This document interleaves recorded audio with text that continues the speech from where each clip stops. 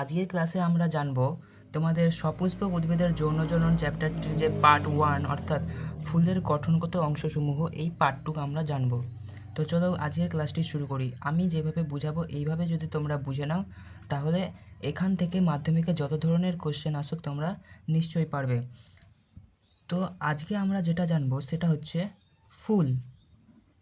ফুল টপিকটা আমাদের ডিটেলসে জানতে হবে না, ডিটেলসে এই টপিকটা আমাদের না জানলেও হয়ে যাবে। তো আমরা এটাকে যা যা জিনিসগুলো জানা দরকার সেটা আমরা জানবো। তো চলো আজকের ক্লাসটি শুরু করি। দেখো, ফুলের আমাদেরকে প্রথম যেটা জানতে হবে, আমাদের প্রথম যে টপিক সেটা হচ্ছে ফুলের স্তবক। ফুলের স্তবক সমূহ। দেখো, ফুলের স্তবক সমূহ, ফুলের 4টি স্তবক। ফুলের মোট 4টি স্তবক।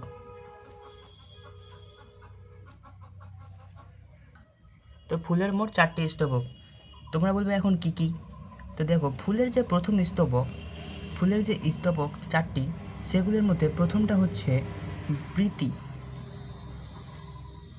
দ্বিতীয়টা হচ্ছে দলমণ্ডল,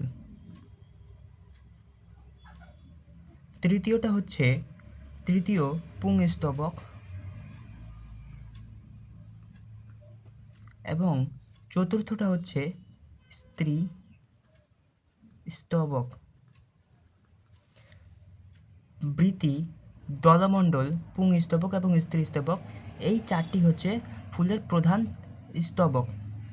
এদের মধ্যে বৃতি এবং দলমণ্ডল, এই যে দুটো আছে, বৃতি এবং দলমণ্ডল, এরা কিন্তু জননে অংশগ্রহণ করে না, তাই এদেরকে বলা হবে সাহায্যকারী স্তবক। এদের বলা হয় সাহায্যকারী স্তবক। কিন্তু এই যে পুংস্তবক এবং স্ত্রী স্তবক, এরা জননে অংশগ্রহণ করে, তাই এদেরকে বলা হবে জনন স্তবক।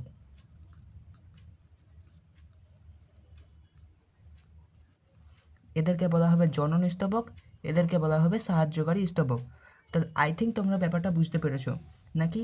ফুলের স্তবক 4টি, যাদের মধ্যে যেগুলি হচ্ছে দলমণ্ডল, বৃতি, দলমণ্ডল, পুংস্তবক এবং স্ত্রী স্তবক। এদের মধ্যে বৃতি এবং দলমণ্ডল জননে অংশগ্রহণ করে না। এরা কি নাকি এরা এরা জননে অংশগ্রহণ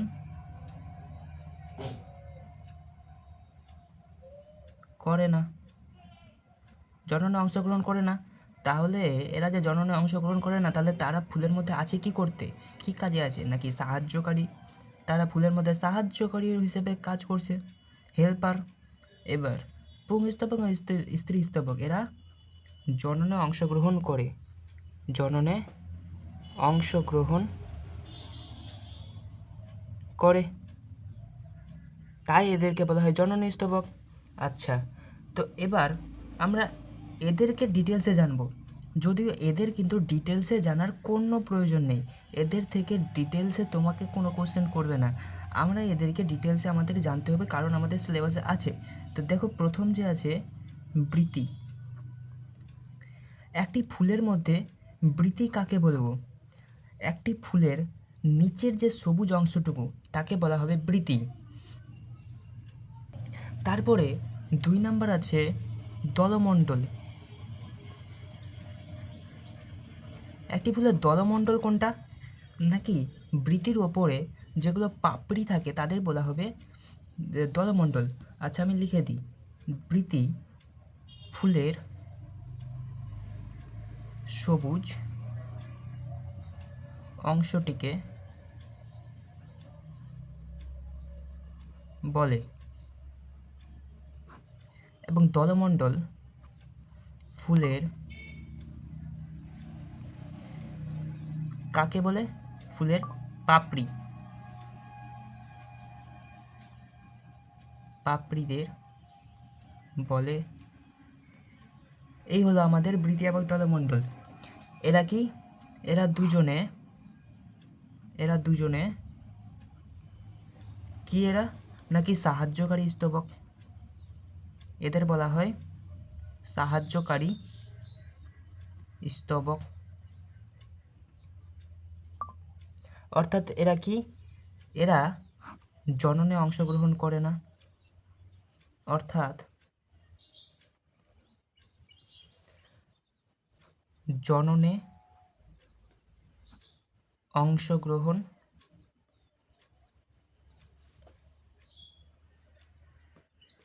করে না। এই তো, এটাই, অর্থাৎ এরা জননে অংশগ্রহণ করে না। এবার হচ্ছে পুংস্তবক। পুংস্তবক পুংস্তবক পুংস্তবক আমরা কোনটাকে বলবো? একটি ফুলের মধ্যে যেখান থেকে পরাগধানী উঠে গিয়ে একটি আলাদা ফুলে পড়ে। পরাগধানী কোথায় থাকে? নাকি পুংস্তবকের মধ্যে থাকে। তো যেখানে পরাগধানী থাকে যেই ফুলের মধ্যে, যেখানে, সেটাকে বলা হয় পুংস্তবক। পুংস্তবক থেকে কি হয়? নাকি পরাগধানী অন্য ফুলে যায়। এখান থেকে বিভিন্ন মাধ্যমে পরাগধানী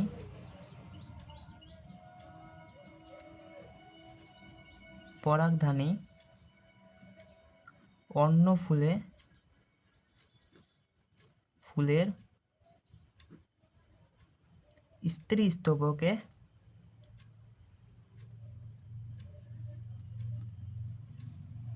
গিয়ে পড়ে। এর ফলে কি হয়? এর ফলে যৌনজনন সম্পন্ন হয়। যৌনজনন সম্পন্ন।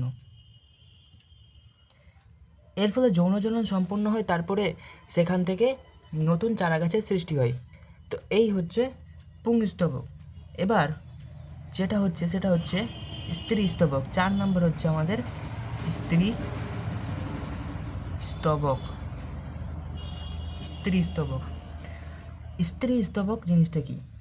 স্ত্রী স্তবকে কি হয়? নাকি এখান থেকে পুংস্তবক থেকে পরাগধানী গিয়ে স্ত্রী স্তবকে পড়ে, অর্থাৎ এটি